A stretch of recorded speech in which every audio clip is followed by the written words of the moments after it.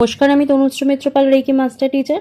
আজকে যে বিষয় নিয়ে আলোচনা করব, কলহারিণী কালী পুজো ও ষোড়শী পুজোর ব্রত কথা। অবশ্য করেই সম্পূর্ণটা আলোচনা করব। তার আগে প্রত্যেক দিনের মতো যেটা মনে করিতে, সেটা হচ্ছে আমার চ্যানেলে যদি প্রথমবার ভিজিট করেন তাহলে অবশ্য করেই চ্যানেলটা সাবস্ক্রাইব করে নেবেন।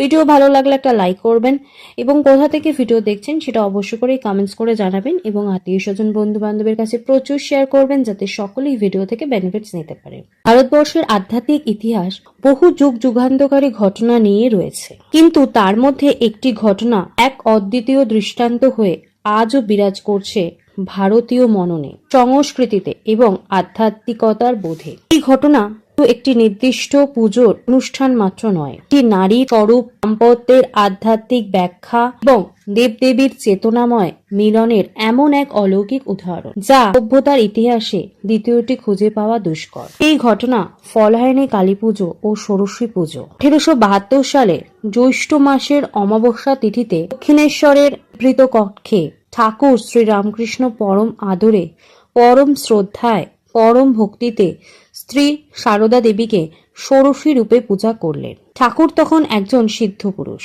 ঈশ্বর সাধনার উচ্চতর শিখরে তিনি পৌঁছে গেছেন, আর সেই সাধনার সমস্ত ফল, মালা, জপ প্রভৃতি নাম তার আধ্যাত্মিক জীবন বোধের নিঃসৃত সঞ্চয় অর্পণ করলেন তিনি তার সহধর্মিনীর পায়ে। এমন আত্মনিবেদন, এমন ত্যাগ, এমন পবিত্র দাম্পত্য কি আগে কখনো ঘটেছে?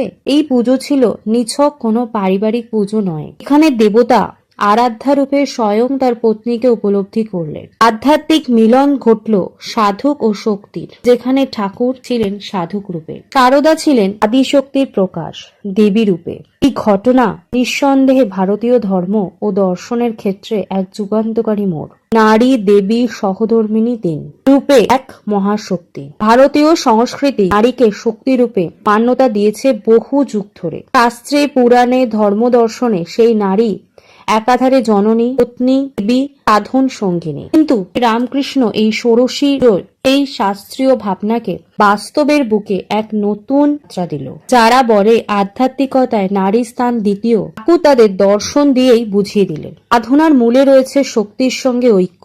এখানে নারী কেবল সহচরী নয়, এই সাধনার শিরোমণি। এই ঘটনার মধ্যে দিয়ে এক নতুন দাম্পত্য দৃষ্টিভঙ্গির সূচনা হয়। এখানে নারী কেবল সংসারের সঙ্গিনী নয়, বরং চেতনার ধারক, জ্ঞান, ভক্তি, ভবিষ্যতের ধারক। ঠাকুরের দৃষ্টিতে মা সারদা ছিলেন পরিপূর্ণ ব্রহ্মজ্ঞানী, অভিব্যক্ত, যার পাদপদ্মে বসিয়েই তিনি নিজের সাধনার সম্পূর্ণতা লাভ করেছিলেন। ষোড়শী শব্দের অর্থ ষোড়শ বৎসর বয়সী কুমারী, দেবীর পূর্ণ প্রকাশরূপ।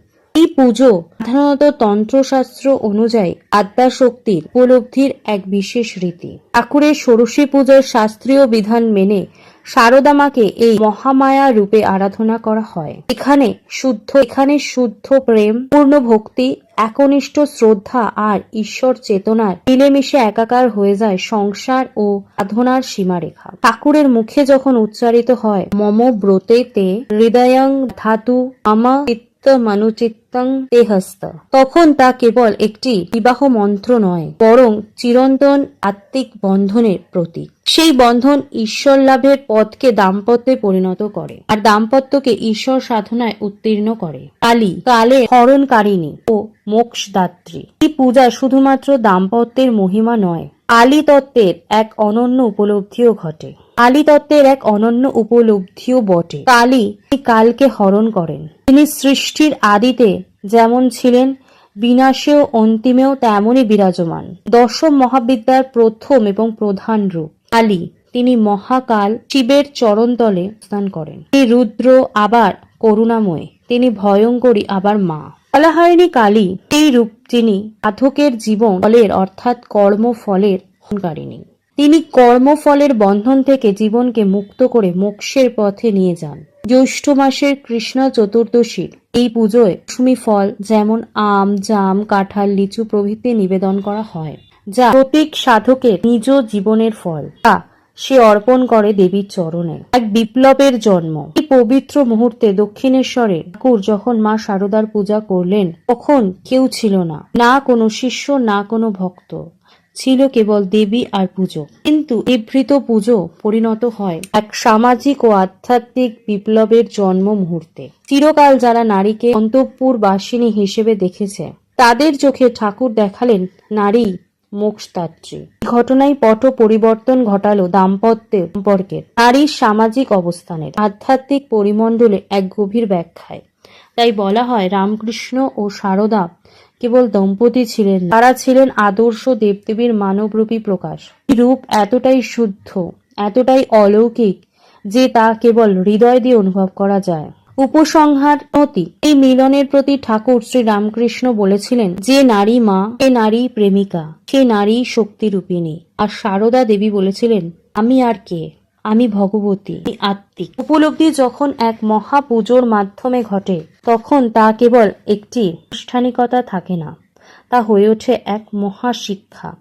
এই পুজোর মাহাত্ম্য তাই আজও রামকৃষ্ণ মিশনে একটি শাখায় গভীর শ্রদ্ধায় পালন করা হয়। এই দিনটি মনে করিয়ে দেয় সাধনার চরম শিখরে পৌঁছেও ঠাকুর শারদামায়ের চরণে মাথা নত করেছিলেন। সেই মাথা নোয়ানো আমাদের শেখায় শ্রদ্ধা, সাধক ও তার শক্তির কাছে নত যেন।